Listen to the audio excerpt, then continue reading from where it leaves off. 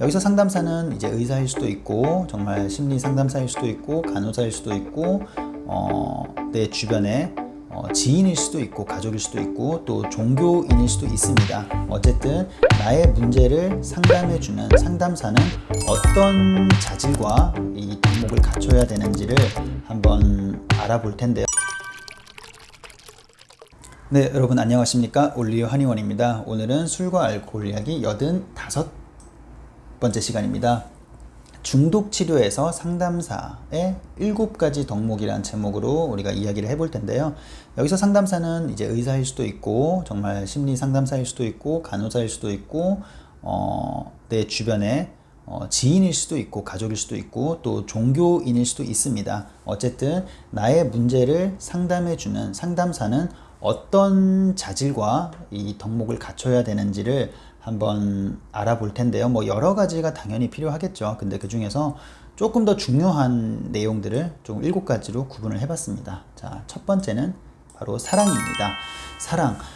우리가 어쨌든 중독자 혹은 환자 혹은 또 이렇게 힘들어하는 사람에게 뭔가 도움을 주기 위해서는 그 사람에게 어느 정도의 관심과 그 사람을 이해하는 노력과 그 사람에 대한 애정, 결국 그걸 통틀어서 사랑이라고 했을 때 그 사랑이 당연히 전제되어야 합니다. 왜냐하면은 이 중독에 관한 질환은 단순히 육체적인 물리적인 기질적인 문제로 한두 번의 치료와 투약으로 끝나는 문제가 아니라 전반의적인 생활과 성격과 여러 가지가 복합적으로 이루어져 있기 때문에 굉장히 심리적인 교감이 중요합니다. 그래서 그것들에 대한 기본은 환자는 치료하고자 하는 최소한의 의지와 그리고 상담사 치료자는 이 환자를 이해하고 아껴주고 보듬어주는 그런 관심과 애정, 사랑이 가장 기본적이고 중요한 덕목이라고 할 수 있습니다.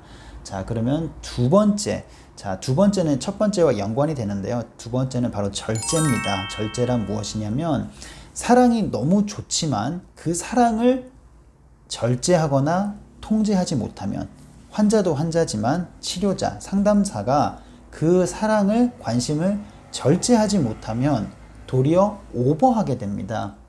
오버하게 되고 그 환자에게 몰입하게 됩니다. 우리가 환자를 관심 있게 이야기를 들어주고 중요한 내용을 전달해주고 설득하는 그 과정이 너무 중요한데 그 과정에서 필요한 게 사랑과 관심인데 그 사랑과 관심에 너무 빠져버리게 되면 상담사가 빠져버리게 되면 몰입하게 되고 당장 그 몰입을 하게 되면 그 환자와의 관계에서 중독자와의 관계에서 당장은 더 가깝고 친밀하고 더 나에게 도움을 주는 사람으로 인식될 수는 있겠지만 그 환자의 감정에 같이 휘말리고 휘둘리게 됩니다. 그러면 좋은 때는 되게 좋다가도 안 좋을 때는 치료자도 굉장히 상처받고 감정 기복이 생기고 서로 간에 전이와 역전이가 왔다 갔다 하면서 그게 통제되지 못하게 되면 사실상 치료자가 상담사가 주는 사랑은 이제 나중에는 왜곡된 형태로 이제 우리가 안 좋은 결과를 나타낼 수 있는 가능성이 높기 때문에 사랑은 하되 충분한 관심과 이해는 하되 충분히 그 입장과 그 상황을 잘 절제해서 그 거리감을 유지하는 게 사실 사랑보다 더 중요할 수도 있습니다. 그래서 절제라는 거 중요하다는 거 두 번째 덕목이고요. 세 번째는 정직입니다. 환자는 항상 절박합니다. 어느 가벼운 증상부터 시작해서 굉장히 무거운 증상까지도 다양하게 환자들은 다 아쉽고 절박하고 힘들고 아픈 상황인데 특히나 우리 중독자들은 말씀드렸다시피 단순하게 기질적으로 한두 번의 치료와 한두 번의 약물로서 끝나는 문제가 아니라 장기적인 굉장한 교감과 공감이 필요한 상황이기 때문에 이런 환자분들에게 이 절박함을 우리가 이해하지 못하거나 아니면 이 절박함을 이용하거나 아니면 당장 이 절박한 이 환자에게 우리가 상처 주고 싶은 그런 이걸 주의하고자 하기 위해서 정말 내가 해야 될 말을 못한다거나 아니면 정말 좀 구체적인 진단 내용이나 결과나 예후를 우리가 듣기 좋은 말로 포장하거나 돌려 말한다거나 이런 태도들은 지양해야 될 부분이라고 할 수 있습니다. 물론 똑같은 이야기를 해도 정말 잘 이 환자의 입장과 그 상황에 맞추어서 잘 이해시키는 과정이 다를 수는 있겠지만 어쨌든 환자에게 충분히 우리가 상담사가 이해하고 알고 있는 사실들을 솔직하게 전달을 해줄 의무가 있습니다. 그게 당장 환자들이 듣고 싶은 말이라고 해서 그 말을 해주고 환자들이 당장 듣기 싫은 말이라고 해서 그 말을 안 하는 것은 좋은 상담사로서의 덕목이 아니라고 할 수 있습니다. 그래서 있는 그대로 내가 아는 것들을 정확하게 전달하는 것들이 필요하고요. 자, 그리고 네 번째는 민감입니다. 민감, 예민 혹은 또 조금 더 이제 이 관심이라고 볼 수 있는 건데, 상담사는 항상 민감하고 예민해야 됩니다. 예민하다는 것이 부정적으로 굉장히 이 날카롭고 신경질적으로 가라는 게 아니라 이 상담사가 이제 상담실에서 환자를 마주하고 있을 때 환자의 그런 중독자의 감정 변화라든가 어떤 이제 지금의 태도라든가 입장이라든가 이런 것들을 끊임없이 파악하고 그 파악에 대한 그 데이터를 기반으로 이 상담의 지금 완급 조절이라든가 상담 시간의 길이라든가 어느 정도 깊게 들어갈 것인가 잔발을 뺄 것인가를 결정을 할 수 있어야 됩니다.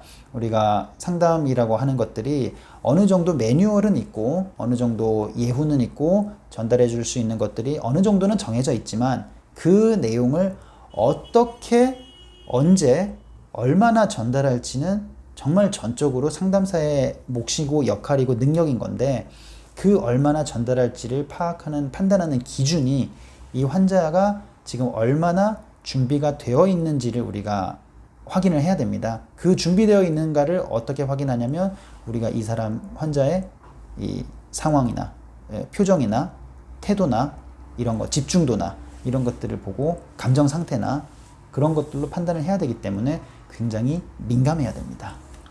자, 마지막이 아니라 다섯 번째는 인내입니다. 환자가 중독자가 어떤 자기의 본인의 문제를 해결하는데도 굉장한 시간과 노력과 굉장한 치열함 이런 이 열정 여러 가지 노력이 필요한 것처럼 그 이상으로 사실 상담사도 굉장한 인내가 필요합니다.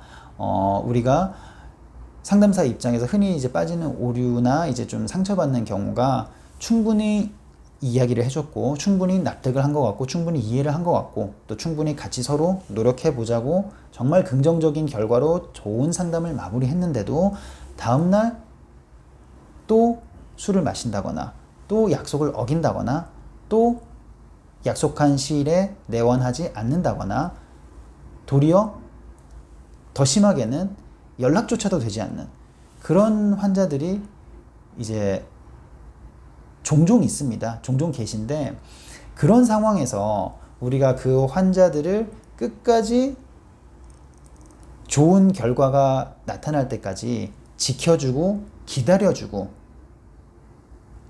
보호해주는 그런 인내가 필요합니다.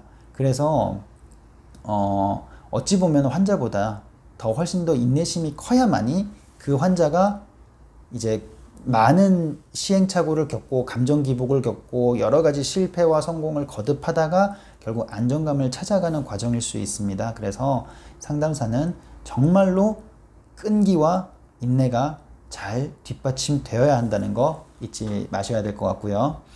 자, 그리고 여섯 번째는 공부입니다.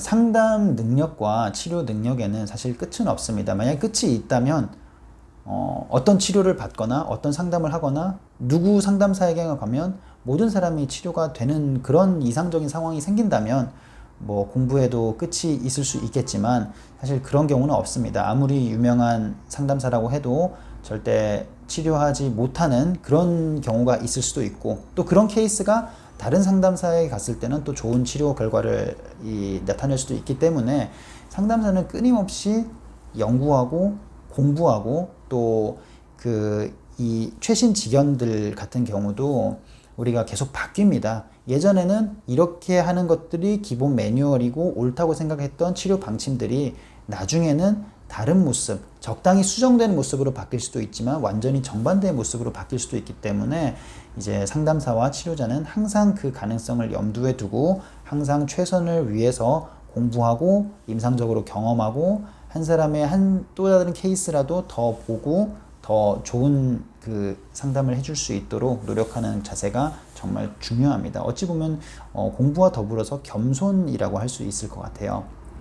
자, 마지막으로는 예의입니다. 예의라는 것은 어찌 보면 상담사가 사랑과 더불어서 첫 번째 사랑과 더불어서 정말 시종일관 지켜야 될 그 항목인데 어찌 보면은 이 예의라는 것은 그냥 흔히 우리가 알고 있는 매너라는 것도 있지만 더 근본적인 본질적인 예의라는 것은 결국 환자를 그 환자 개인으로 인격체로 존중하는 것입니다. 환자는 항상 아프고 또 그리고 이 정신과적인 혹은 또 만성적인 또 음주 관련 문제는 단순한 통증과 불편함을 넘어서 본인의 이제 굉장한 심리적인 위축이라든가 불안이라든가 굉장한 이 분노라는 것들이 굉장히 많이 응축되어 있기 때문에 쉽사리 상처받기 쉽고 그것들을 환자들은 너무 잘 알고 있기 때문에 당연히 쉽사리 마음을 열거나 치료를 원하지 않습니다. 그래서 그런 부분을 정말 잘 이해하고 또 어떤 경우에든 어떤 환자든 어떤 상황에서든 간에 그 사람을 이해하려는 그런 노력과 그 노력의 표현이 바로 예의와 그런 태도가 될 수 있습니다. 치료자들의. 그래서 그런 치료자들, 상담사들은 항상 환자를 존중해야 되고 그 존중하는 가장 그 구체적인 방법 중에 하나가 어떤 식으로든 환자에게 결정권을 드리는 겁니다. 우리가 치료를 하고 말지도 결국에는 환자가 결정하는 것이고 치료 수단이 약물, 상담, 여러 가지 물리적인 요법들 여러 중에서도 결국 선택은 환자 본인이 하는 겁니다. 근데 그 선택을 보통 이제 우리 분위기가 조금 강압적이거나 좀 강요하거나 좀 권위적으로 비춰질 수가 있기 때문에 너무 그렇게 비춰지기가 쉽기 때문에 그 부분을 잘 인지하고 이해하고 최대한 이 환자들이 내가 어떤 거든 간에 결국에는 내가 선택하고 내가 책임을 지는 치료에 있어서도 심지어 그런 이 존중을 받는 이 느낌을 받을 수 있는 그런 상황을 계속 만들어가는 것들이 중요합니다. 결국 그게 예의일 수 있습니다. 자, 지금까지 제가 7가지, 첫 번째 사랑, 두 번째 절제, 세 번째 정직, 네 번째는 민감, 그리고 다섯 번째는 인내, 그리고 여섯 번째는 공부, 그리고 7번째는 예의, 이렇게 총 7가지의 상담사의 덕목에 대해서 알아보았는데요. 결국 그래서 이런 상담 좋은 이제 우리 환자 입장에서는 좋은 상담사를 만나서 좋은 치료를 받아야 될 권리와 또 그렇게 해야만이 좋은 성과를 낼 수 있는 가능성이 높아지기 때문에 그러면 이런 부분을 어떻게 알 수 있냐라는 이제 의문이 들 수도 있습니다. 일단은 병원에 혹은 또 센터에 혹은 또 주변에 가셔서 일단 한번 들어보세요. 한 번만이라도 만나보고 들어보고 조금이라도 얘기를 나누게 되면 적어도 내가 이 상담사와 이 치료자와 어떤 정도까지 얘기를 좀 할 수 있고 좀 터놓을 수 있고 이 사람이 나에게 얼마나 이해를 하고 있겠다라는 그 느낌과 나름의 확신을 얻을 수 있기 때문에 그런 부분을 꼭 실천을 해보시기를, 그런 용기를 한번 내보시기를 저희가 이제 환자분들에게 좀 권장을 해드리는 바입니다. 그래서 그런 부분을 잘 이해하도록 하겠습니다. 자, 오늘은 여기까지 하겠습니다. 감사합니다.